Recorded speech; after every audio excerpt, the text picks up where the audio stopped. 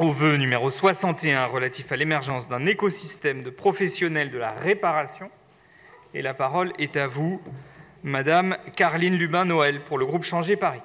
Monsieur le maire, mes chers collègues, bonjour. Un fonds de réparation adopté dans le cadre de la loi du 10 février 2020 relative à la lutte contre le gaspillage et à l'économie circulaire permet à tout consommateur qui se rendra chez un réparateur labellisé par l'État d'avoir droit à une réduction significative du total de sa facture de réparation.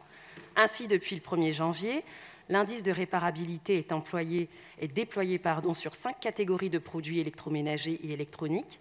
Cet outil, prévu par la loi anti-gaspillage pour une économie circulaire, vise une meilleure information du consommateur sur le caractère plus ou moins réparable de ses achats par une notation sur 10 et un code couleur allant du rouge au vert en passant par l'orange.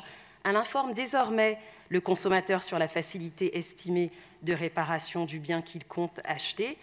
Et une étude de mars dernier de l'ADEME montrait bien que 81% justement des Français ont une bonne image de la réparation, mais que seulement 36% faisaient réparer leurs produits lorsqu'ils tombaient en panne.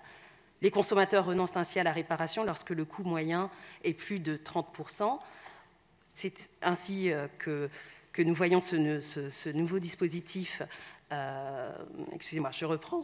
Alors, au regard de l'action des Repair Cafés, mais aussi des autres structures proposant des services de réparation, l'information du consommateur mériterait à cet égard d'être mieux développée.